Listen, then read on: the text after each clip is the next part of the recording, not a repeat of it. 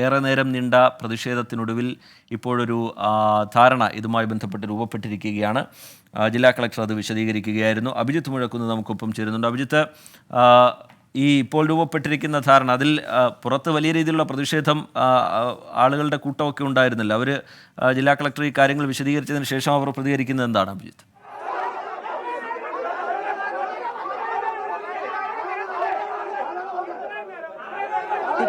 ഏറെ നേരം നീണ്ട ചർച്ചയ്ക്ക് ശേഷം ഒരു സമവായത്തിൽ എത്തിയിരിക്കുന്നു. അത് ഈ ബന്ധുക്കൾ ഉൾപ്പെടെ ഒപ്പുവെച്ച ഒരു തീരുമാനങ്ങളിലേക്ക് ഇത് കടക്കുകയും ചെയ്തിട്ടുണ്ട്. അതിലേറ്റവും പ്രധാനപ്പെട്ടത് ഈ നഷ്ടപരിഹാരവുമായി ബന്ധപ്പെട്ടതാണ്. തിങ്കളാഴ്ച തന്നെ ഈ 10 ലക്ഷം രൂപ ആദ്യ ഗഡു എന്ന രീതിയിൽ ഒരു 10 ലക്ഷം രൂപ കുടുംബത്തിന് തിങ്കളാഴ്ച തന്നെ കൈമാറും. അതിനുശേഷം ബാക്കി 40 ലക്ഷം രൂപ കുടുംബത്തിന് ലഭ്യമാക്കാനുള്ള ശുപാർശ സർക്കാരിലേക്ക് നൽകും. ഒപ്പം തന്നെ കുടുംബത്തിന്റെ മുഴുവൻ കടബാധ്യത എഴുതിത്തള്ളാനുള്ള ആവശ്യത്തിന് അതിന് സർക്കാർ തലത്തിൽ ഒരു പരിഗണന നൽകും. കൂടാതെ യാനയെ മയക്കുവെടിവെച്ച് മുത്തങ്ങ ക്യാമ്പിലേക്ക് മാറ്റുന്നതിനുള്ള ഉത്തരവ് അത് നേരത്തെ തന്നെ വന്നതാണ്.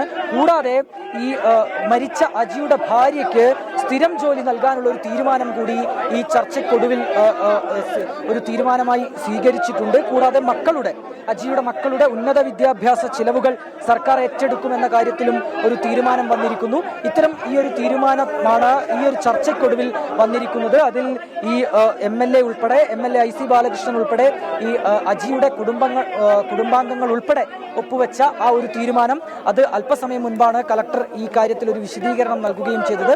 ഉടൻ തന്നെ കളക്ടർ ഇവിടെ നിന്ന് ഈ സബ് കളക്ടർ ഓഫീസിൽ നിന്ന് പുറത്തിറങ്ങും എന്നുള്ളതാണ് നമ്മൾ മനസ്സിലാക്കുന്നത്. പക്ഷേ കളക്ടർക്ക് നേരെ വലിയ രീതിയിലുള്ള ഒരു പ്രതിഷേധം നാട്ടുകാരുടെ ഭാഗത്തു നിന്ന് ഇപ്പോഴും ഉയരുന്നുണ്ട്.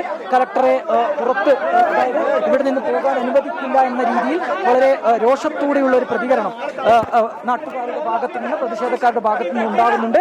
അതിനാൽ തന്നെ പോലീസ് ബലം പ്രയോഗിച്ച് പ്രതിഷേധക്കാരെ ഇവിടെ നിന്ന് മാറ്റുന്ന സാഹചര്യമാണ് നിലവിൽ കാണാനായി സാധിക്കുന്നത്. കളക്ടർക്ക് പുറത്തേക്ക് പോകേണ്ടതുണ്ട്. പക്ഷേ ഈ കളക്ടർ പുറത്തേക്ക് ഇറങ്ങുന്ന വാതിലിന് മുൻവശത്ത് വലിയ രീതിയിൽ ഈ പ്രതിഷേധക്കാർ തടിച്ചുകൂടുന്ന ഒരു സാഹചര്യം ഉണ്ടായിരുന്നു.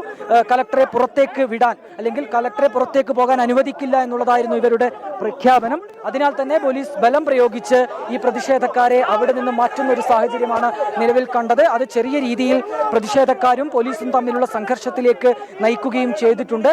ഇവിടെ കൽപ്പറ്റ DYSP ഉൾപ്പെടെയുള്ള മുതിർന്ന പോലീസ് ഉദ്യോഗസ്ഥർ ഇവിടെ ഈ ഒരു സബ് കളക്ടർ ഓഫീസിന് മുൻവശത്തുണ്ട്.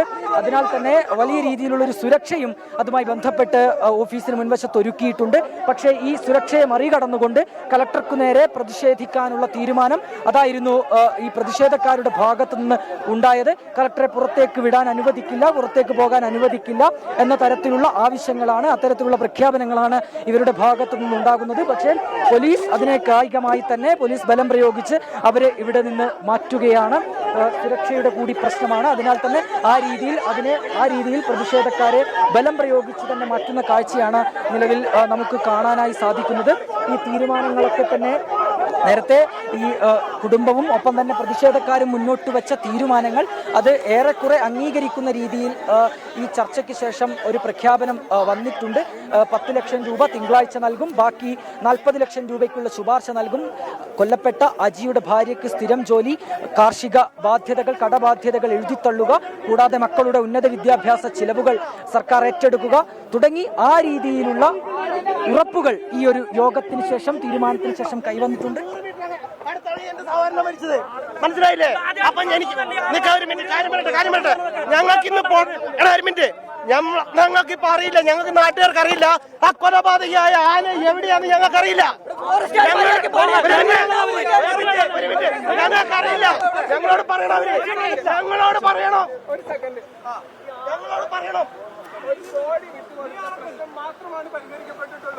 ജനങ്ങളുടെ പ്രശ്നം ഇന്നും ഞങ്ങൾ തലയുടെ മുകളിൽ നിൽക്കുകയാണ്. ഇന്നും ഞങ്ങൾ ചെന്നിട്ട് ഞങ്ങൾ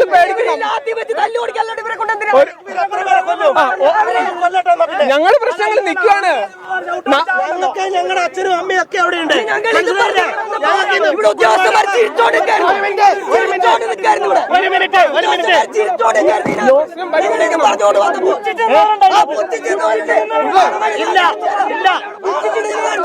ഇതൊരു നാടിന്റെ പ്രശ്നമാണ്.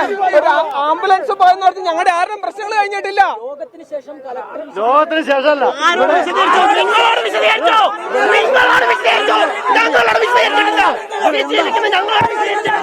കടുവ പുലി കോടിക്കണക്കിന് രൂപ കേന്ദ്ര സർക്കാരിന്റെ കോടിക്കണക്കിന് രൂപ വനം വകുപ്പ് മേടിക്കുന്നുണ്ട്. കോടിക്കണക്കിന് രൂപ വനം വകുപ്പിനുണ്ട്. ഒരു സാധാരണ കർഷകൻ ചവിട്ടി കഴിഞ്ഞപ്പോഴേ എന്താ അന്യായമാണ്. ഒരു ആനയെ പോറ്റാനായിട്ട് 10 കോടി രൂപ നിങ്ങൾ മുടക്കും. ഒരു മനുഷ്യൻ നാട് നീളെ നന്മ ചെയ്തു പോയ ഒരു മനുഷ്യൻ 10 ലക്ഷം രൂപ കൊടുക്കാനായിട്ട് ഇവിടെ കാശില്ല, ഫണ്ടില്ല. എന്തുകൊണ്ടാണ്?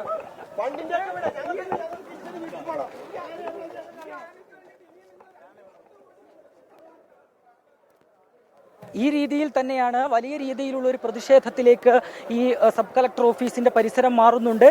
ഈ ഒരു ചർച്ചയ്ക്ക് ശേഷം യോഗത്തിന്റെ ചില തീരുമാനങ്ങൾ പുറത്തു വന്നിരുന്നു. പക്ഷേ ആ തീരുമാനങ്ങളൊന്നും തന്നെ അംഗീകരിക്കില്ല എന്ന പ്രഖ്യാപനമാണ് നിലവിൽ പ്രതിഷേധക്കാർ പറയുന്നത്.